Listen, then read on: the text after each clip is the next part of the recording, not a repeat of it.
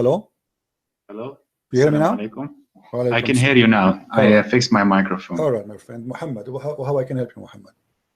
Yeah, so I've been listening to your YouTube channel for about a month, and I always finish the whole 1.5 hour or 2 hours that you've been talking about the religion Islam. And it seems that you are very educated, and I have done some research about you. It seems that you are very knowledgeable about the topic. Okay. And I have some, I'm in doubt, so I'm just trying to confirm the things that you have already been saying. Okay. And basically, I've been thinking about, I heard that when Muhammad made up the Quran, it never got written down until he died many years afterwards. Is this true? Correct. Because I can't. Correct. Okay, this is correct. Yeah. Do you know? And but do you know why? Do you know why this happened? From what I know, it seems that he didn't really give a shit. And no. You see, in chapter, let us use a good words, the good language. Okay, sorry. Chapter 75, chapter 75, verse number 17. It says, "Inna alayna jam'uhu wa Qur'anahu." Allah said, supposedly, that it is the duty of Allah to collect the Quran and to recite the Quran, not the duty of any human being. This is why in the beginning the Muslims, they never collected the Quran, because simply this was really the duty of Allah. Okay, that's very interesting. Yeah. This is the first time I hear you talking about it as well. I don't Well, I don't talk about everything I know, my friend. I'm like, like go to the library.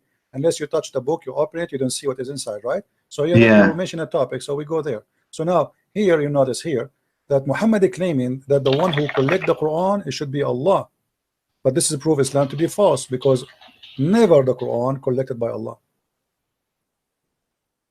Okay. Yeah, I've been trying to reach as much hadith and Quran since I've been listening to you, because every single time I hear you talk, I read the chapter you're giving us, and I'm just like blown away, because right now I'm nearing my 27th birthday, and my whole family is religious, and I don't know anything except Islam. And as I got older and I got more exposed to the internet, and as you said it, you walked for I don't know how many hours to a library to just read a book.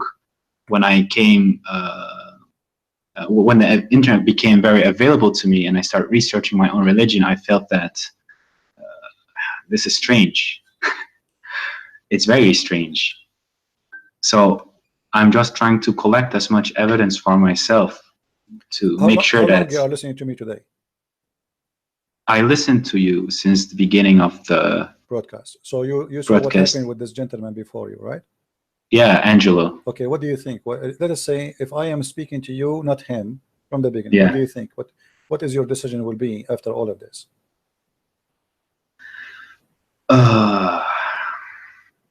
It seems that every single thing that you point out is accurate. I cannot deny it, because it's plainly written there, and I can understand Arabic a little bit, but when I go by word for word and I read what's there, it says just exactly how you say it. Some things get lost in translation. It almost seems that somebody is trying to cover up someone's behind, because there are a lot of mistakes. So what that will lead you, my friend? You are, you are a smart person. You are watching. You are seeing. I never said something without showing proof. Correct? Yes. And all is from Islamic website, Islamic translation, Islamic print, Islamic reference. Nothing. I don't use the Bible to prove anything. Yes. Okay. So now what you with your you are a growing man, and you are watching for long. Not only this video today, you are watching for long. So isn't it enough after watching all what I showed? Isn't it enough to prove to you that Muhammad, there's no way he's from God? That's true, but I have a lot of family members who I have discussions with, and sometimes it gets quite heated, and then I try to help others as well, and I try to see whatever I think is wrong or right. And it seems that sometimes they are still trying to, I mean, they're still able to convince me somehow. Okay, like how? Give me an example how they can convince you. Like what? Like they say that some things are very hard to understand without the tafsir. But when I look at the tafsir, it seems that it's also rubbish. I find it very hard to pinpoint what's exactly wrong, because sometimes they give references and you can interpret it in certain ways because of Arabic language. I will give you a tafsir. What is your education, my friend? My education? What do you mean with like, education? Did you go to school? Like, do you have some education? Yeah, I currently busy with my university. Okay, so I have studied other things as well. So this is my third. Okay, that's degree. That's wonderful. So you are a person who went to school. You are not like a, with my respect to everybody, some people did not have their chance to go to school, right? I mean, yeah, exactly. Poor, yeah. But look with me. This is chapter Qaf, verse number 1. Qaf wal Quran Majid. You said you know a little bit of Arabic, correct?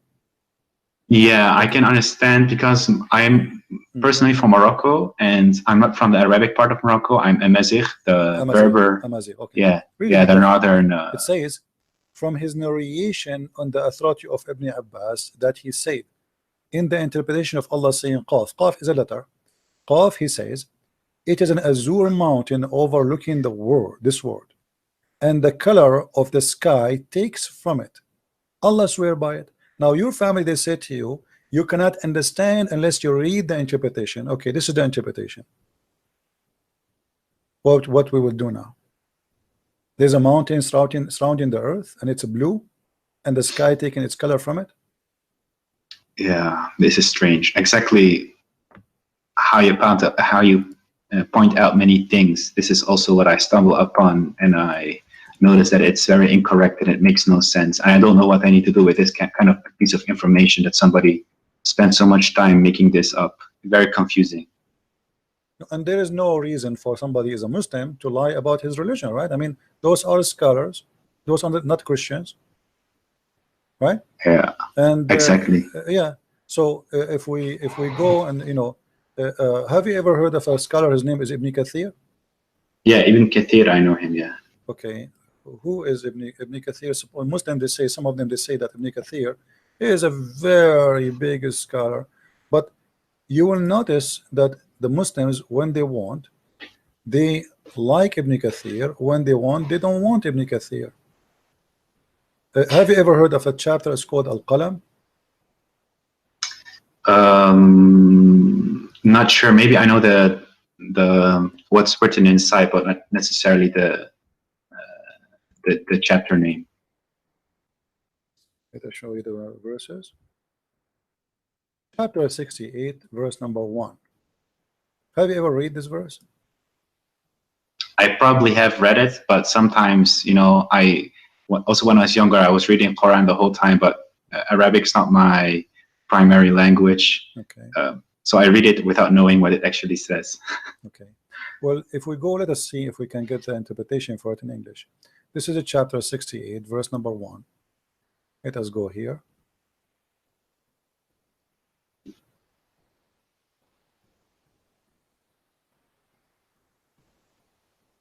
Always take into your consideration that Muslims, they are not giving you a correct, let us say, an honest translation.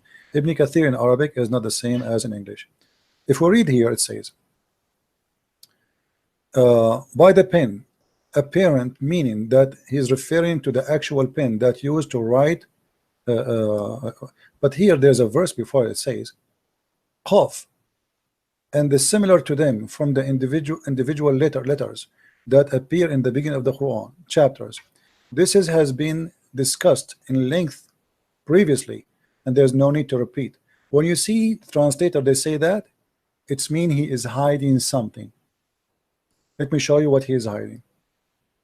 This is Ibn Kathir in Arabic.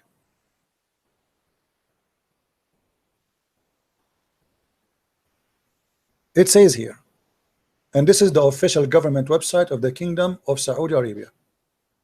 And here you notice how they lie and they fabricate in the translation. It says,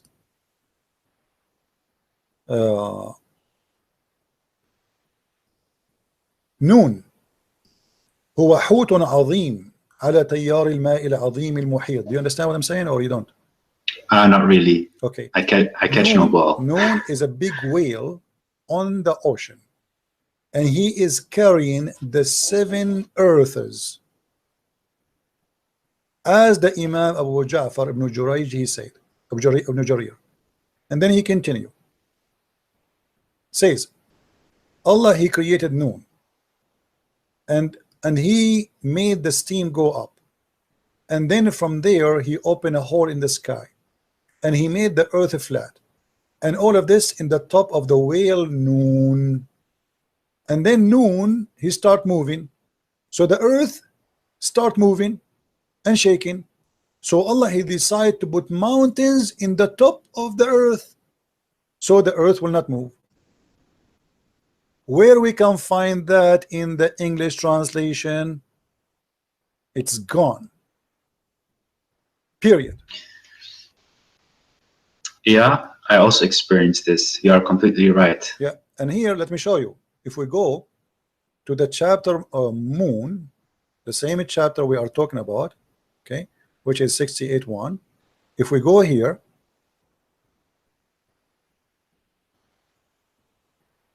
this is why you cannot learn Islam from Muslims, because simply, especially if you don't know Arabic, you know, they fabricate, they don't give you the true answer. Read carefully with me. This is Ibn Abbas. Your family, they say to you, you will understand the Quran only if you read the interpretation, right? Yeah, exactly. And let us read together. And from his narration and the authority of Ibn Abbas, that he said regarding the interpretation of Allah saying Noon. Noon, he says Allah swear by Noon. I mean, that's funny. Allah swear by Noon. Why Allah swear by Noon? People, they swear by something bigger than them, more important. Then, which is a whale that carries the earth on its back while in water, and beneath which is a bowl, and under the bowl there is a rock, and under the rock there is a dust, and none knows what is under the dust of Allah. Here, look at look at the honesty. Like, come on. I mean, we know everything, and behind the dust we do not know. Don't ask me, please. That's it.